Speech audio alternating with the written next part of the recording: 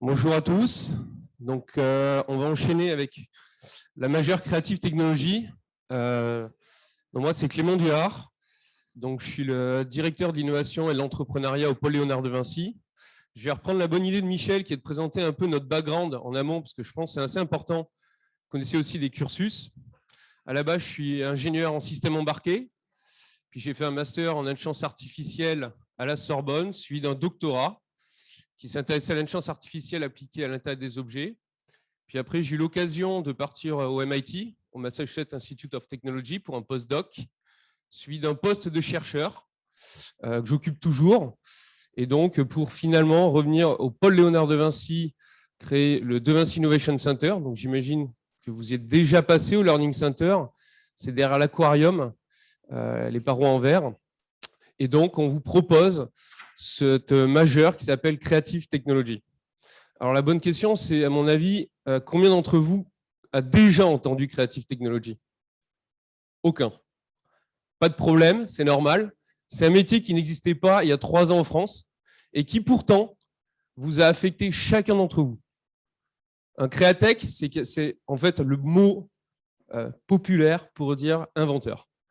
Derrière les smartphones, derrière les Google Glass, les Oculus, les drones, il y a des gens qui inventent dans les entreprises. Et en fait, ce job, il existe depuis plus de 15 ans dans toutes les grandes entreprises internationales, et notamment en Silicon Valley. Je parle d'Amazon, de Google, de Facebook. Tous les postes aujourd'hui qui s'appellent Creative Technology sont dans ces groupes. Et depuis 2-3 ans, débarquent en France. On arrive un peu en retard, vous savez bien qu'on a 10 ans. Et maintenant, on les trouve chez Orange, chez Bouygues, etc. Et il n'existe encore aucune formation qu'ils proposent à notre connaissance.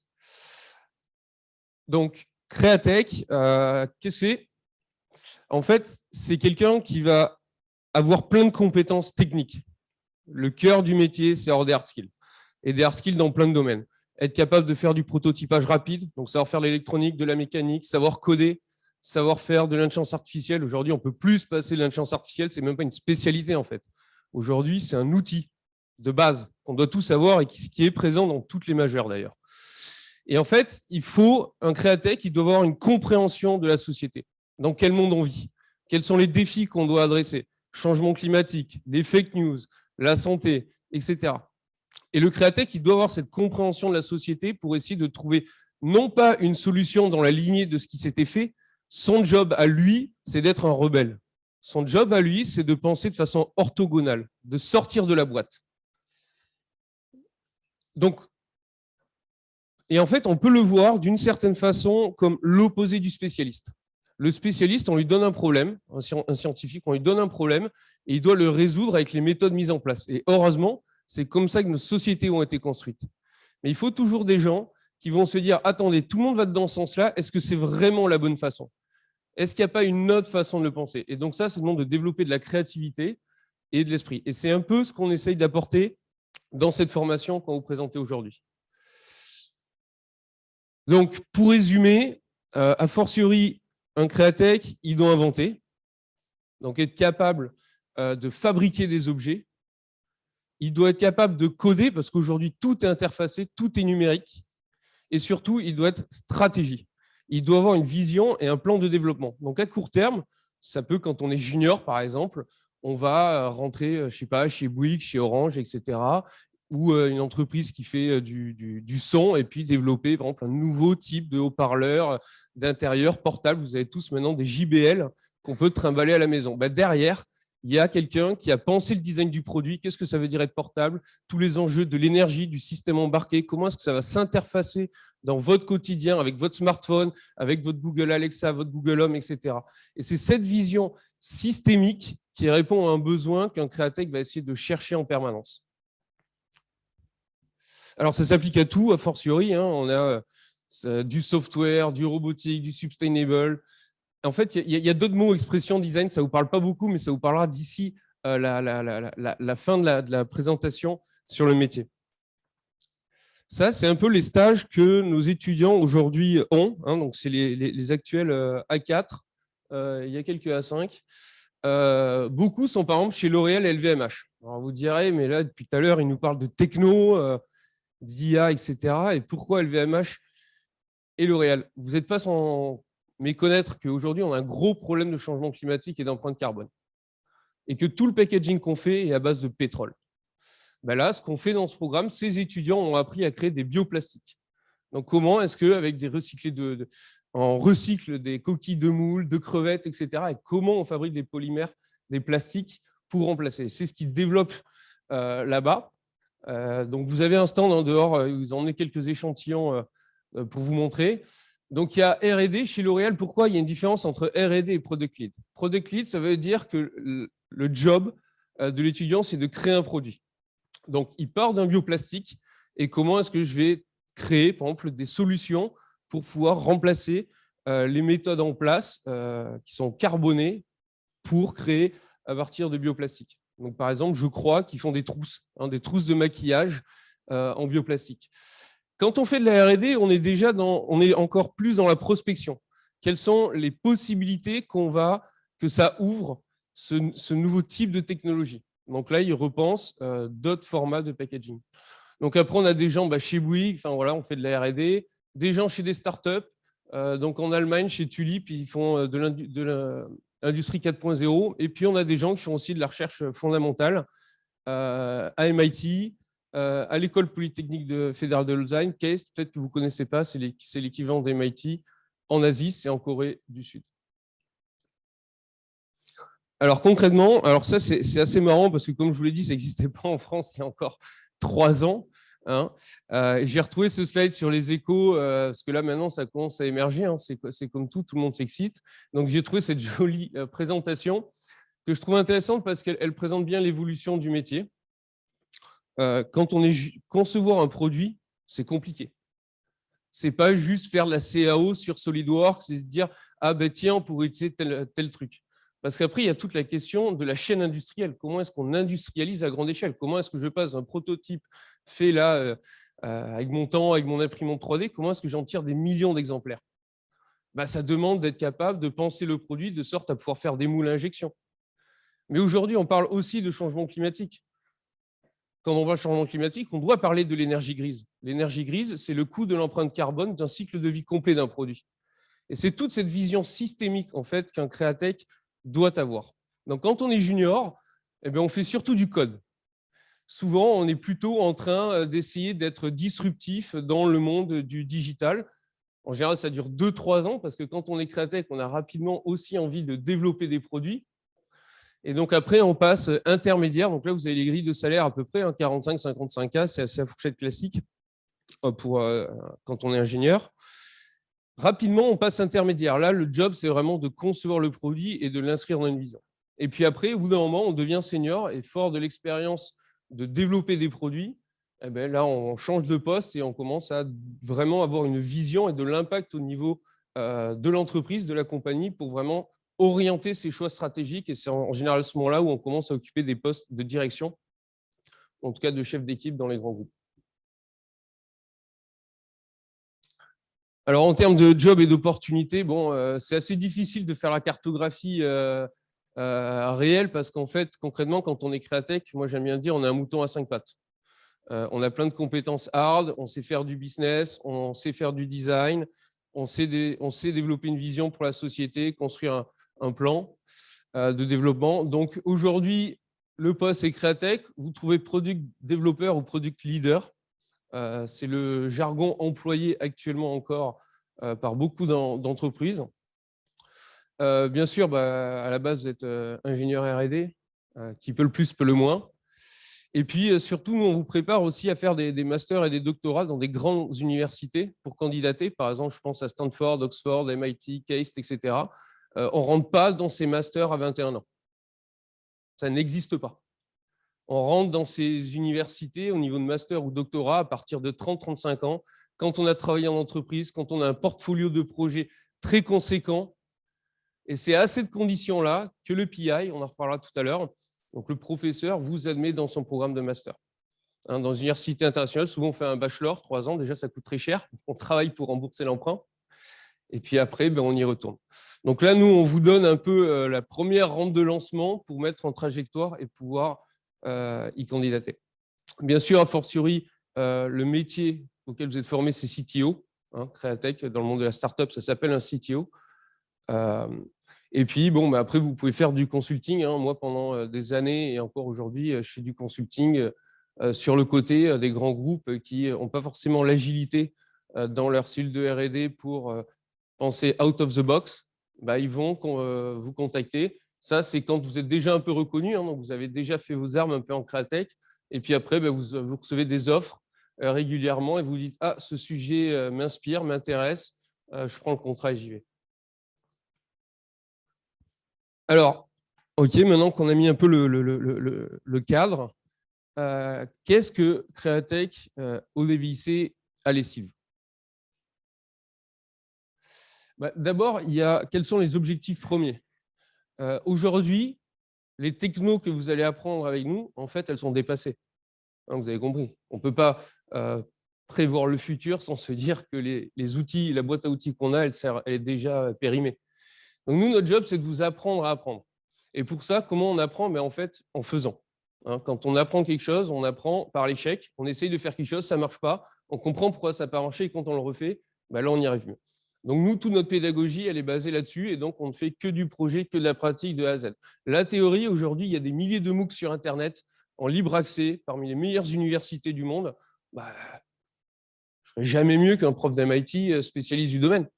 Je vais vous dire, pour préparer le cours, vous regardez ce MOOC d'1 heure et puis vous venez en cours et on en discute et on le met en pratique.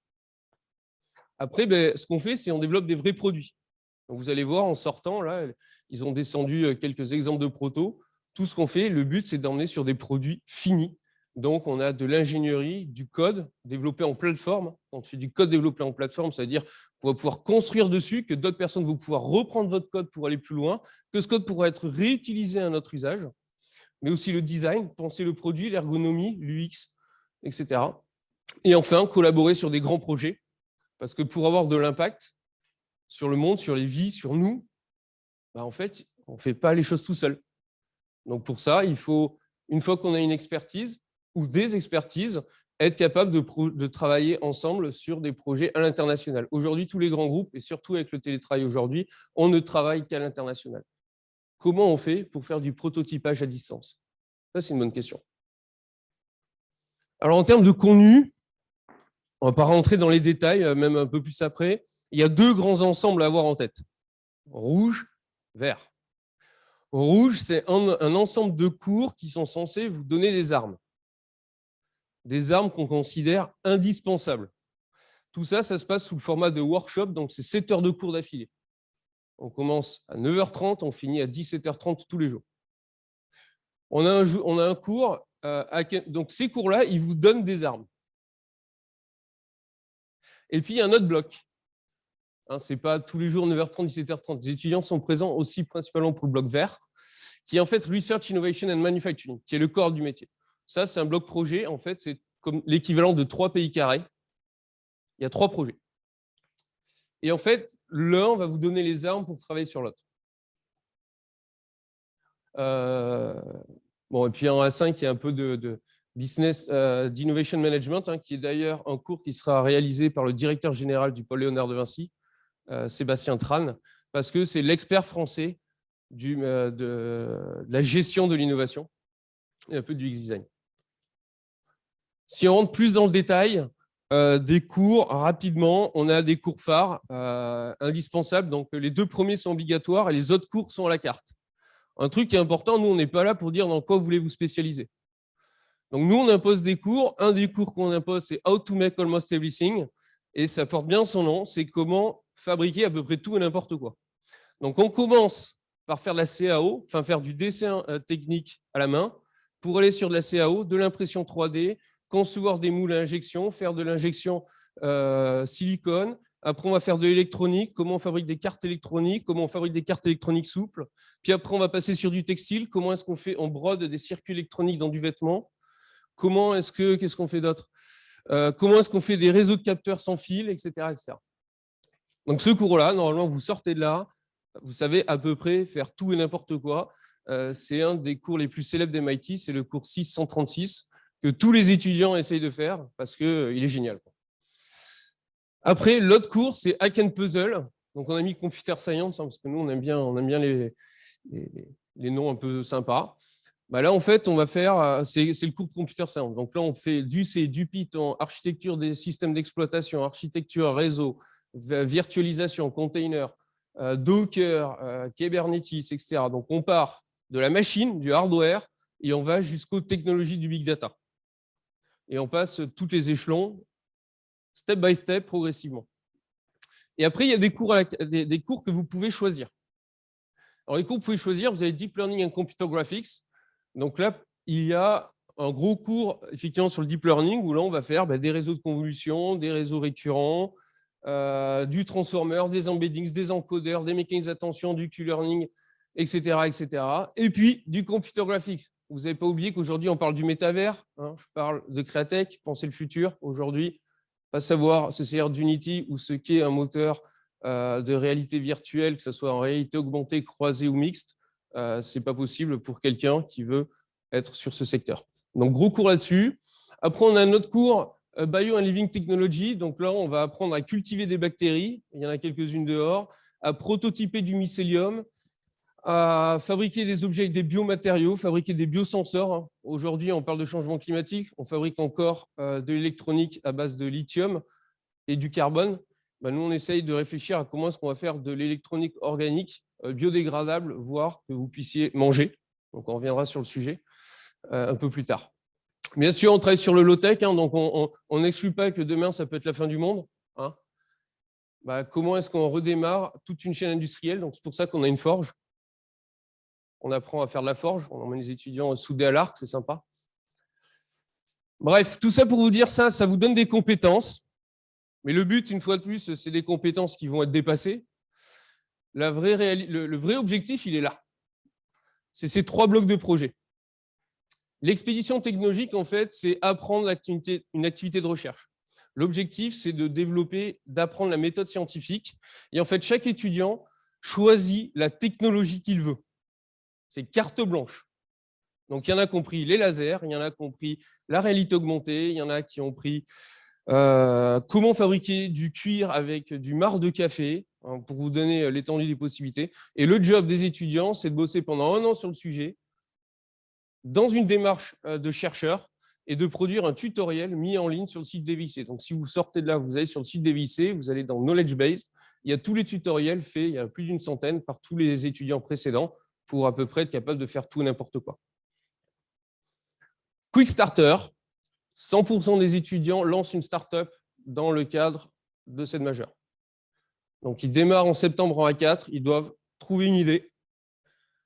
Tous les camarades de cette année lancent leur campagne Kickstarter la semaine prochaine. Donc, n'hésitez pas à acheter leurs produits si vous voulez les aider, mais ils ont fait des trucs vraiment cool aussi.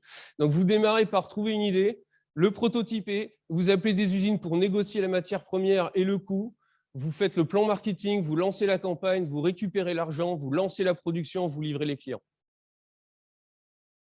La mission, vendre 100 unités à 100 clients différents. Alors, le taux moyen de financement est de 600%. Donc, ça veut dire qu'ils ont gagné de l'argent. Voire beaucoup d'argent, certains. Et puis enfin, les projets d'innovation, chaque étudiant travaille, apporte son expertise sur différents projets. Vous allez voir, on a 47 projets actifs. Là, ils en ont descendu quelques-uns. Le miroir interactif, le billard connecté, Wandering Mind de réalité immersive, des trucs d'informatique quantique. Enfin, chacun apporte son expertise et apprend à collaborer sur différents projets en même temps. Et ça, c'est sous la supervision du PI, ce qui m'emmène à ce slide. En fait, Createch, ce n'est pas une majeure. En fait, on a un peu menti, il y en a 3 sous-thèmes dedans, qui sont dirigés en groupe d'innovation. Et en fait, ça, c'est la structure des labos de recherche à l'international. Comment ça fonctionne? On a un PI, donc, qui est un chercheur aguerri. Donc, tous les PI au DVIC viennent d'MIT, soit sont diplômés étudiants, soit sont chercheurs ou ont été chercheurs. Et en fait, ces PI développent une vision. Je vous parlais depuis tout à l'heure, un Createch doit avoir une vision, donc une vision de la société souhaitable. Et un pool d'étudiants en doctorat qui travaillent sur ces sujets, qui sont aussi accessoirement les profs de Createch. Et une autre règle, c'est que 100% des thésards chez nous ont fait Createch avant. Donc, ça veut dire qu'ils savent exactement ce que vous endurez. ils savent exactement vous accompagner et surtout, vous travaillez avec eux. Et eux, ils ont quand même pas mal d'expérience sur le sujet. Donc, on a 3 groupes. Donc, Human Learning, qui est nouveau, on ouvre cette année. Xiao nous rejoint le 1er mars. Elle a tout fait MIT, bachelor, master, doctorat, chercheuse. On l'a débauchée. Et elle crée un groupe Human Learning qui va s'intéresser à comment est-ce qu'on va développer de nouveaux outils pour nous augmenter d'une certaine façon, améliorer notre mécanisme d'apprentissage, notre réveil, notre concentration, nos mécanismes d'apprentissage. Parce qu'aujourd'hui, on voit le développement de l'intelligence artificielle, on voit la surabondance de la stimulation de la data et du monde digital, et en fait, nous, on n'arrive plus à suivre. Donc la question, c'est comment est-ce qu'on va essayer d'améliorer ça? Donc Xiao, ça va de l'éveil des enfants à comment est-ce que, par exemple, on fait apprendre à des Français le ton chinois. Je ne sais pas s'il y a des gens qui parlent chinois ici, c'est hyper dur. Donc, en fait, c'est comment est-ce qu'en dessinant le son, on va pouvoir mieux apprendre le son. Mais ça va aussi jusqu'à l'accompagnement en 4e et 5e âge, développer des dispositifs pour accompagner Alzheimer, pour accompagner la perte d'autonomie, etc. Le deuxième groupe, dirigé par Marc Tessier, c'est Resilient Futures. Là, on va s'intéresser à transformer toutes les technologies d'aujourd'hui pour les rendre pérennes et durables dans le temps. Donc, dès qu'on prend un truc qui est carboné, on regarde, est-ce qu'on peut le transformer en biomatériaux? Est-ce qu'on peut créer des nouveaux types d'outils, des machines en fait, qu'on va pouvoir démonter et reprendre les pièces pour en fabriquer d'autres, pour détruire l'obsolescence programmée, enfin l'obsolescence tout court d'ailleurs, quand elle est programmée, c'est encore pire. Voilà, donc ça, c'est tout le sujet de Marc. Il y a plein d'exemples. Il y a Madalina qui fait un doctorat en bio-ingénierie, donc sur comment on fait des circuits électroniques comestibles. Quand on dit comestible, pour être honnête, c'est plus pour les vers de terre. Bon, ça veut dire que les vers peuvent les bouffer, quoi. Nous aussi, en théorie. Zachary travaille sur la soft robotique. Et puis, le dernier groupe, Artificial Lives, que je dirige, s'intéresse à comment est-ce qu'on va réduire la friction technologique. Vous avez vu, aujourd'hui, on reçoit plein de notifications, plein de messages, etc. Et aujourd'hui, on regarde le monde avec un œil et avec un doigt sur le smartphone. Je vais vous reprendre un autre exemple. Je vous donne un drone, vous avez un joystick, 2 drones, 2 joysticks. Je vous donne 5 drones, on fait comment? C'est ça un créatech. Il va falloir innover, donc on va réfléchir. On va regarder comment les militaires ils commandent des troupes. On va utiliser de l'intelligence artificielle pour faire du NLP, du traitement naturel du langage, combiné avec de l'analyse de gestes, de la compréhension de contexte, etc., de sorte à inventer les nouvelles interfaces homme-machine de demain. Alors, ils ont mis à jour, normalement, le leitmotiv au DBIC, c'est Demo or Die, parce que ça vient du MIT Media Lab. Je crois qu'ils avaient peur que ça vous choque, donc ils ont mis Prototype and Demo. Bon, pourquoi pas. Là, je vais vous montrer 2 petits exemples de projets. Il y en a 47, on a juste fait une petite sélection. Second Self. Il est en démo à l'extérieur. C'est pour ça qu'il est en vie. Donc, c'est un miroir de réalité augmentée. Alors, en fait, ce qui est intéressant, ce n'est pas juste d'avoir fait un miroir de réalité augmentée. Ce qui est intéressant, c'est Gozai. Le vrai projet, c'est le système d'exploitation derrière. Gozai, ça veut dire General Operating System for Augmented Interface. C'est-à-dire que c'est le même logiciel qui tourne à la fois sur ce miroir de réalité augmentée et sur le billard interactif pour ceux qui l'ont vu. Et donc là, c'est de la vraie ingénierie logicielle, mais pensée façon créatech, non pas pour résoudre un problème, mais d'en faire des plateformes polymorphes. Donc là, par exemple, après les applications, business, on peut imaginer à Néonès, vous appreniez à danser. Donc, en fait, on prend une vidéo YouTube, on la projette et vous devez faire les mêmes mouvements pour dérouler la vidéo. C'est un exemple. On a une application pour apprendre le langage des signes. Sujet très important, comment est-ce que, quand on a un enfant malentendant et que soi-même on n'est pas malentendant, comment est-ce qu'on fait pour apprendre à communiquer avec son enfant? Dans ce miroir, on développe tout un gameplay, donc c'est de la gamification, de sorte à faciliter l'interaction entre l'enfant et le parent dans l'objectif pédagogique de permettre l'apprentissage des langages des signaux d'eux. Autre projet qui n'a rien à voir. Alors, donc c'est comment est-ce qu'on transforme une plante pour la rendre interactive? Tout simplement, on a mis 2 électrodes pour en faire une antenne, un peu de traitement de signal derrière, pas mal de sonification derrière.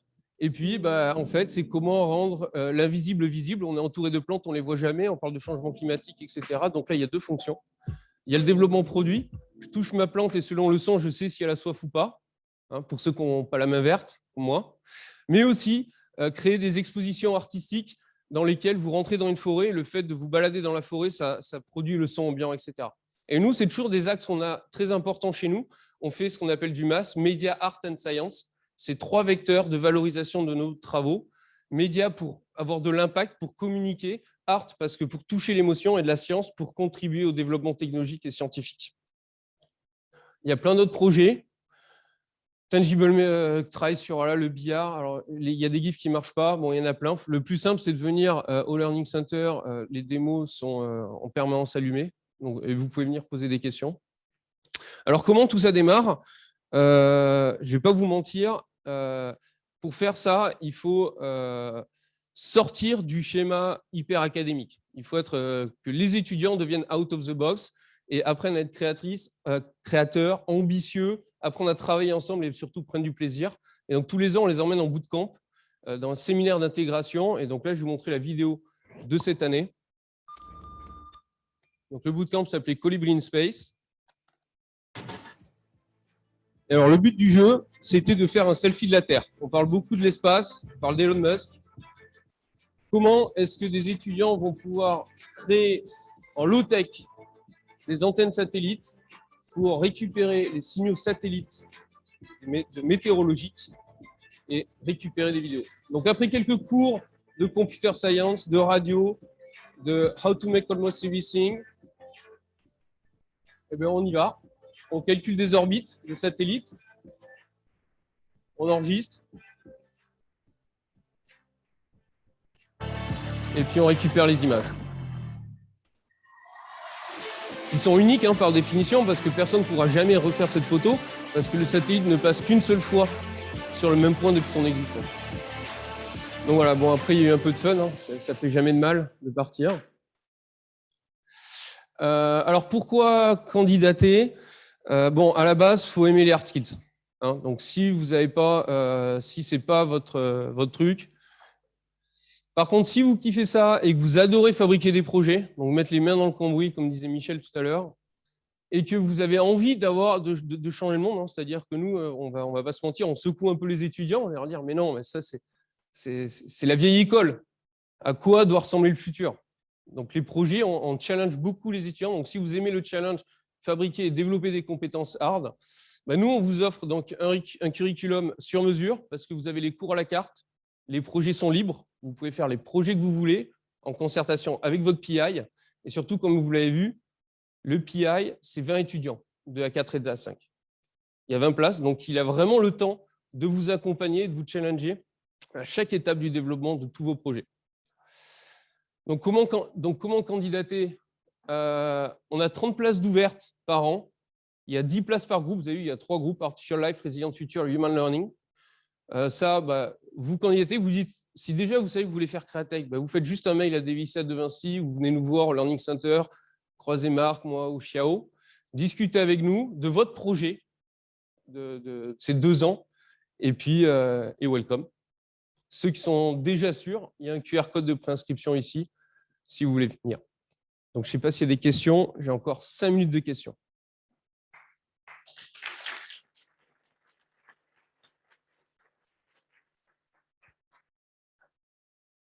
Oui.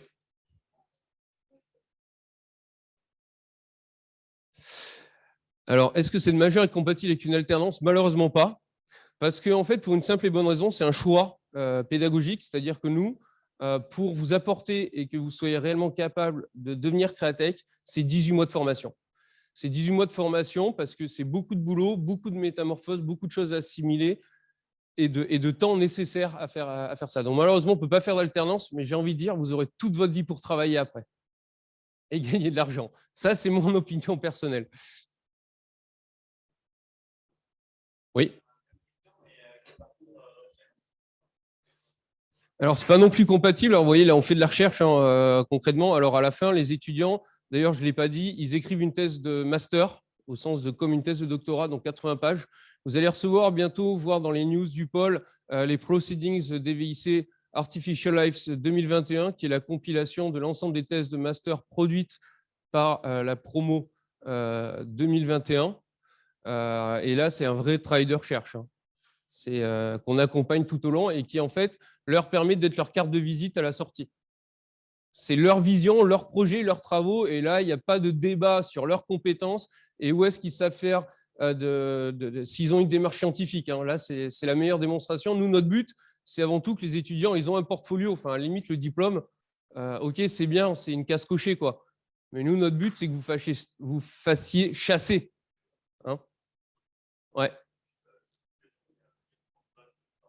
Ouais. Alors, pour être honnête, c'est jamais arrivé parce qu'on a quand même pas mal découragé. Donc, la question se posera. Après, quand on dit 30 places, on n'est pas plus ou moins. Enfin, nous, je pense qu'avec Marc, Marc qui nous a rejoint, nous, les profils intéressants, il n'y a pas de problème. En fait, c'est vraiment on limite notre capacité à encadrer. Si on a un groupe d'étudiants hyper autonomes, hyper motivés, on peut prendre plus d'étudiants. Mais nous, notre deal, c'est que chacun qui rentre, on les emmène au bout. Et ça demande du temps de bien accompagner. Donc, il n'y a pas de règle. Mais ça, c'est au DBIC. Comme des étudiants, on est des hackers ou des pirates.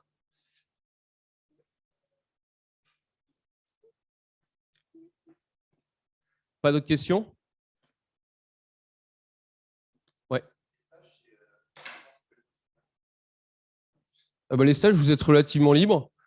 Après, nous, avec Marc et Xiao, on essaie aussi de vous valoriser. Donc, voilà, enfin, les étudiants qui étaient à MIT, à EPFL, etc., on les a accompagnés pour trouver ces stages-là. Voilà, une fois de plus, vu qu'on a surtout, nous, on se focalise surtout sur les premières années, les A4, parce qu'ils ne connaissent pas, donc on passe beaucoup de temps avec les A4, les A5, ils ont vachement de l'autonomie, ils sont dans le mood, et les A4 et les A5 travaillent en permanence ensemble. C'est-à-dire que tous les cours que je vous ai montrés, How to make almost everything, etc., c'est des cours conjoints. Donc, par exemple, vous pouvez aussi avoir des stratégies. Vous voulez être un expert en IA, bah, vous faites pendant 2 ans le cours de Deep Learning and Computer Graphics. Vous sortez de là, vous êtes quand même vous êtes vraiment solide, quoi. Alors après, ou inversement, vous voulez picorer et avoir plein de compétences différentes dans plein de trucs, bah, vous faites plein de cours différents. Mais quoi qu'il arrive, c'est avec les A4 et les A5, c'est tout mélangé. C'est un programme de 2 ans, mais il n'y a pas de séparation A4 A5 chez nous. Ouais.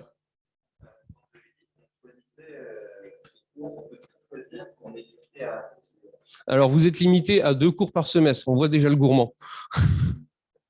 Vous êtes limité à 2 cours par semestre. Voilà. Il y a juste 2 cours qui sont obligatoires en A4, hein, qui sont Hack and Puzzle, donc le Computer Science and How to Make Almost Everything, qui sont les 2 seuls cours imposés. Il y a le cours, j'ai pas pu tout mettre, mais il y a le cours Human Computer Interface aussi, etc. Il y a MDT, Media Digital and Technology, qui fait un focus sur la technologie des réseaux sociaux et les moteurs d'inférence en Google. Enfin, en gros, comment marche Internet, quoi.